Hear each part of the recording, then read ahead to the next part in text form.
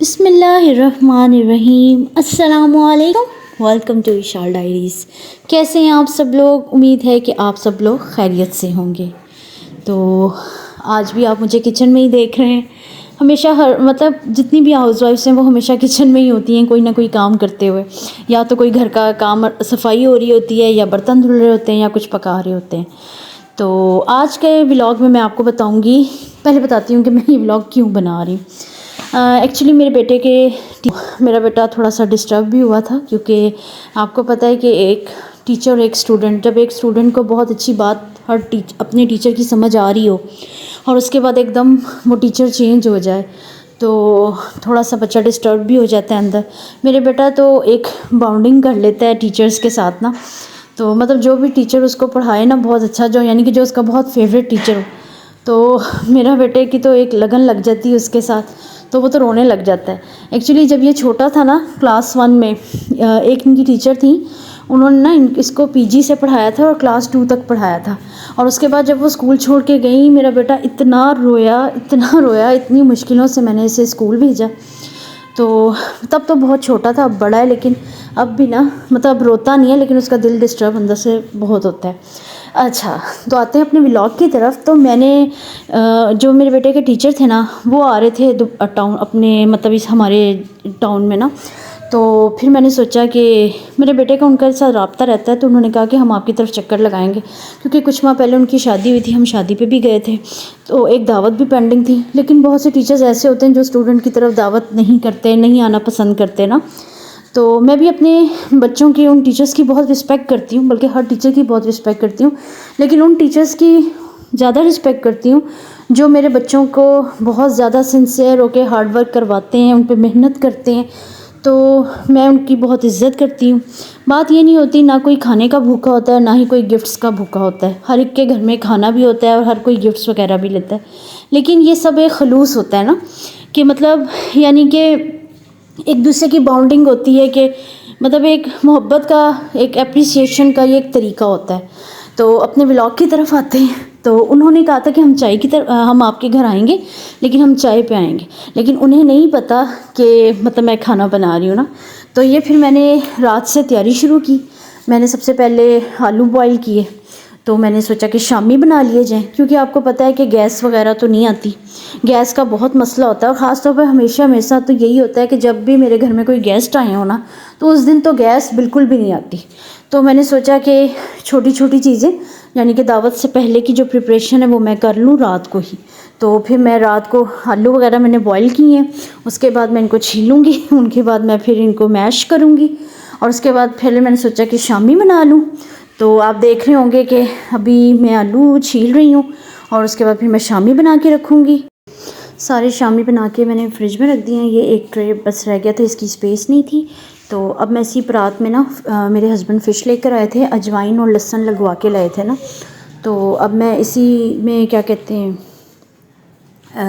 2 या 3 चम्मच दही के डालूँगी, और लहसुन और अजवाइन लगा होगा, और ओवरनाइट मैं इसे लगा के रखूँगी, ताकि इसमें जितनी भी, यानी कि जो मछली के खून वगैरह लगा होता है, या लेसदार जो भी होगी ना, लेस वगैरह, तो वो मैं डाल के रख दूँगी। तो अब मेरे हस्बैंड कह रहे हैं कि थोड़ा सा दही और डाल लो, तो मैं उन्हें मना कर रही हूँ कि और दही नहीं डालना, इतना दही इनफ है। तो वो कह रहे नहीं और भी डालो, तो मैं कह रही हूँ कि नहीं, आप ना डालें इतना दही, क्योंकि ये सारा वेस्ट ही तो करना होता है। और 2 या 3 चम्मच इनफ होते हैं, क्योंकि उसके बाद मैं इसमें पानी डाल देती हूँ, और एक तरह से ये लस्सी ही बन जाती है ना। तो अब मैं इसे ओवरनाइट लगा के रखूँगी, और सुबह जब बच्चे इंशाल्लाह ताला स्कूल जाएंगे, तो फिर मैं उठूँगी, तो फिर मैं बच्चों के स्कूल जाने के बाद इसको मैरिनेट करूँगी, और फिर सुबह आपके साथ रेसिपी शेयर करूँगी।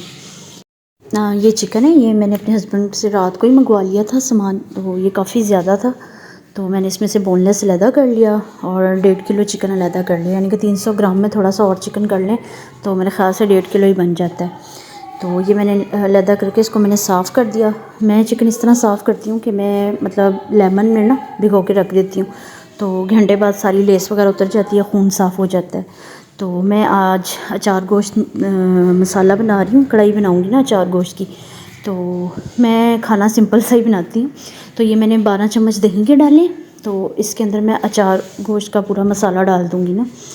तो फिर मैं इसे मिक्सअप कर लूँगी, और ओवरनाइट मैं इनको लगा के रखूँगी। तो मतलब जितना मतलब चिकन मैरिनेट हो ना, तो जो चिकन का टेस्ट है ना उतना ही अच्छा आता है, और हर बोटी के अंदर वैसा ही टेस्ट फ़ील होता है कि ऐसा लगता है कि जैसे इस हर बोटी के अंदर मसाला है। तो ये जो आप मेरे हाथ में एक जैम की बॉटल देख रहे हैं, ये जैम की बॉटल नहीं है, ये जैम की बॉटल है, लेकिन इसके अंदर जो मसाला है ना वो लाल मिर्च है। तो मेरी सास घर में ही लाल मिर्च बनाती है, तो मैं किसी दिन आपसे ब्लॉग शेयर करूँगी कि हमारे घर में लाल मिर्च बाहर से नहीं आती।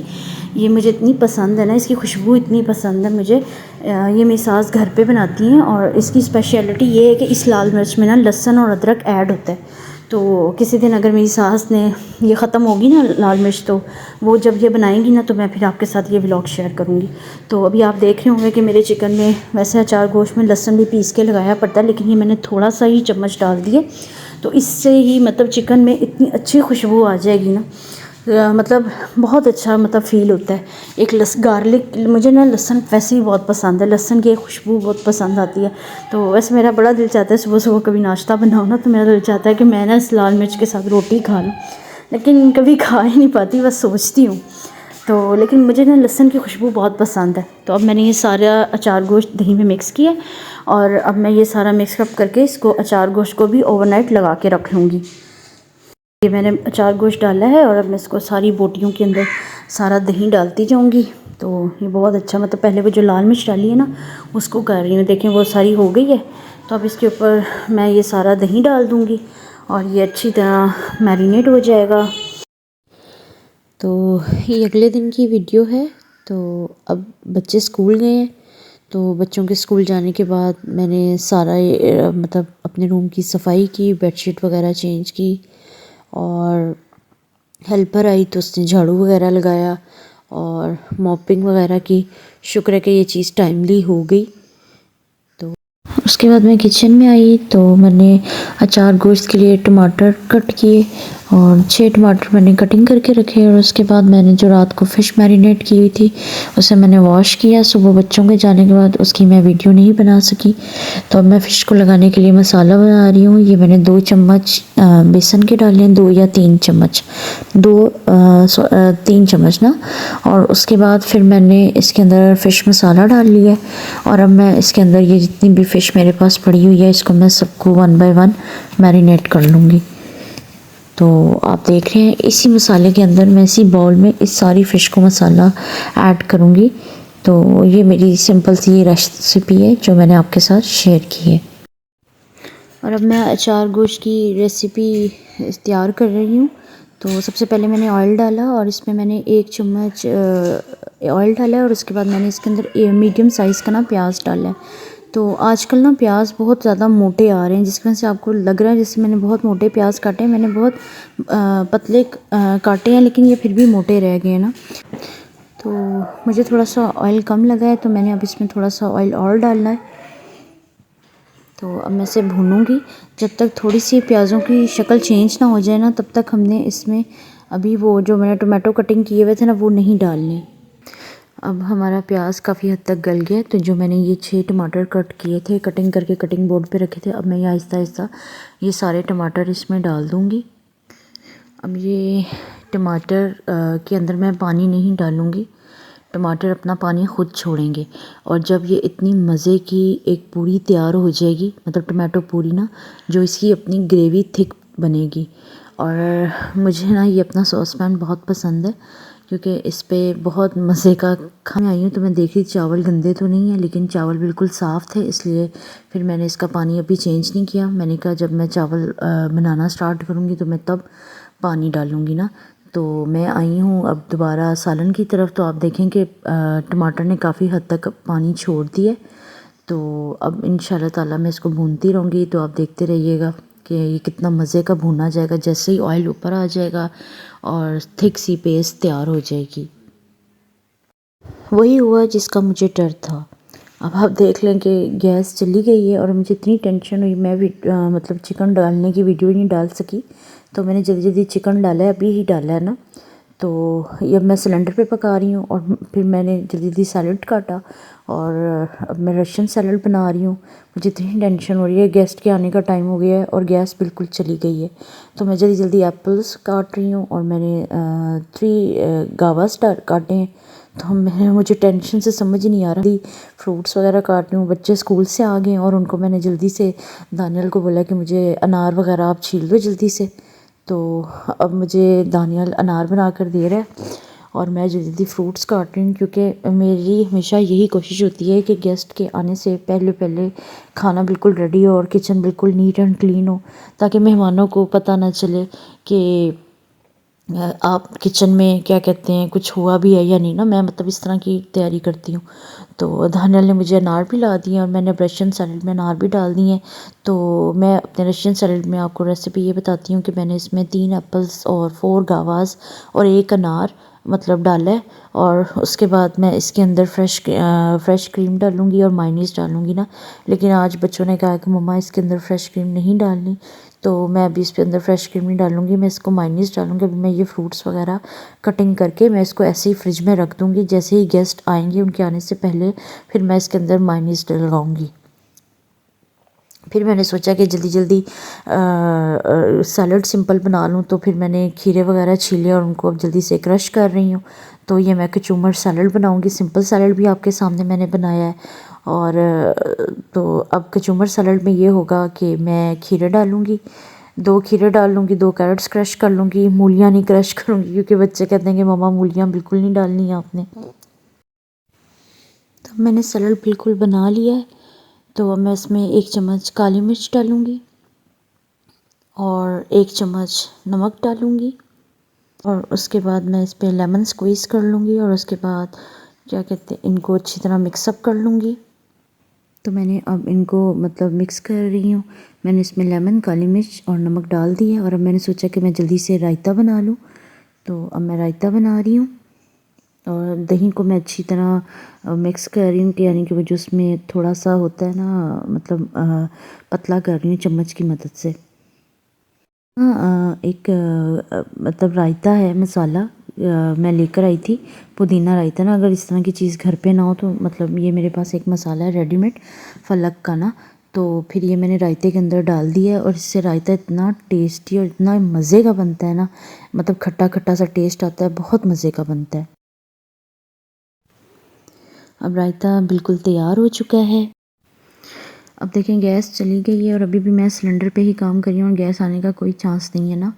तो मैं अब सिलेंडर पे बना रही हूँ। मैंने ये फ्राइड राइस का सामान रेडी कर रही हूँ। मैंने इसमें 1 प्याज डाला है और मटर डाले हैं और काली मिर्च नमक डाली है जितनी मतलब मेरे पास सामान है और 4 अंडे डाले हैं। और अब मैं इनको जल्दी जल्दी बना रही हूँ। तो आप देख रहे होंगे कि मेरा किचन काफ़ी मेसी हुआ हुआ है। ये इमरजेंसी मेरे साथ हमेशा ऐसे ही होता है, जब भी गैस चली जाए और मुझे सिलेंडर पे काम करना पड़े तो किचन की सिचुएशन यही बनती है। वैसे तो सिलेंडर पे खाना बहुत अच्छा बनता है, लेकिन क्योंकि हल्की आंच पे बना जाए तो मतलब इसकी गैस कम होती है ना। तो लेकिन जब मेहमान आ जाएं तो बहुत टेंशन बनती है क्योंकि इसकी मतलब बहुत लेट खाना हो जाता है ना। तो अब मैं जल्दी जल्दी भून रही हूँ और अब इसमें मैंने 2 गाजरें डाली हैं, 1 शिमला मिर्च डाली है और आधा बंद गोभी का फूल डाला है। और मैंने एक बाउल ना बोनलेस चिकन बॉईल कर लिया था काली मिर्च के साथ और उसको श्रेडेड करके अब मैंने वो डाल दिया। और मैं कह रही हूँ कि जल्दी जल्दी बस मेरा फ्राइड राइस बन जाए। केले मैं पहले काट के रख दूँ ना, क्योंकि अब मौसम नहीं है, केलियाँ आ रही हैं तो वो बिल्कुल छोटे छोटे पीस होके ना मिक्सअप होके टूट जाते हैं। तो केला मैंने अब डाला है और अब मैंने इसमें मायोनीज़ डाली है और बच्चों से आँख बचा के मैंने इसमें फ्रेश क्रीम भी डाल दी, क्योंकि बच्चों को फ्रेश क्रीम नहीं पसंद। तो मैंने उनके सामने तो नहीं किया लेकिन मैंने थोड़ी सी ऐड की है। तो ये मेरा रशियन सैलड है और मैं भी इसी बाउल को मतलब स्टील के बाउल में ही फ्रिज में रखूँगी। मौसम तो नहीं है फ्रिज वाला, लेकिन रशियन सैलड भी थोड़ा सा ना आइस मतलब कूल कूल इस तरह का ठंडा ठंडा मज़े का लगता है। तो फिर मायोनीज़ वगैरह इसके साथ रच भी जाता है। तो बस अब फ़िश फ्राई करने वाली रह गई है, तो मैं फ़िश फ्राई कर रही हूँ। तो आप देख रहे हैं कि गैस अभी भी नहीं आई है और मैं सिलेंडर पे ही फ़िश फ्राई कर रही हूँ। तो बस अब ज़्यादा देर नहीं लगेगी, खाना बिल्कुल रेडी है, जो हो चुका है सारा कुछ। घर पे गेस्ट आ चुके हैं, मैंने उन्हें मतलब रूम में बिठाया है और मतलब ये मैं अपने घर के दूसरे किचन में आ गई हूँ। ये मेरी देवरानी का किचन है। तो मैंने जल्दी जल्दी उधर चावल वगैरह रखे हैं क्योंकि मेरे पास एक ही स्टोव है सिलेंडर का। और ये साथ मैंने हेल्पर को लगाया है और मैंने हेल्पर से कहा है कि तुम शामी बनाओ, और उसे मतलब शामी बनाने ही नहीं आते ना, तो थोड़े से ख़राब कर रही है, तो मैं उसे बता रही हूँ कि सही तरह मतलब शामी बनाओ, तो मतलब ना कोई टूटने ना पाए। तो मैं अब जाके गेस्ट वगैरह के पास बैठूँ, और यही होता है। मुझे आज इतना दुख हो रहा है ना कि मतलब गैस का जब मसला बनता है ना, जब गैस बिल्कुल बिला वजह चली जाती है और एकदम आपके पास मेहमान अचानक आ जाए, और फिर यही सिचुएशन होती है। लेकिन अल्लाह का शुक्र है कि मेरी हर चीज़ रेडी हो चुकी है। बस चावलों को मैंने दम दिया है, जिसकी वीडियो मैं आपको नहीं दिखा सकी क्योंकि मैं अब दूसरे किचन में आ गई थी। तो मैंने अब चावलों को दम लगा के रखा है। तो फिर मैंने सोचा कि साथ साथ मैं ही शामी देख लूँ, हेल्पर शामी तोड़ ही ना दे, क्योंकि उससे सही शामी बिल्कुल भी फ्राई नहीं हो रहे। तो अब मैं शामी देख रही हूँ और साथ साथ मैं चावलों का भी वेट कर रही हूँ। सिलेंडर पे खाना बहुत अच्छा बनता है, लेकिन दो चीज़ें बिल्कुल अच्छी नहीं बनती, ना खुश्क रोटी अच्छी बनती है और ना ही चावल अच्छे बनते हैं।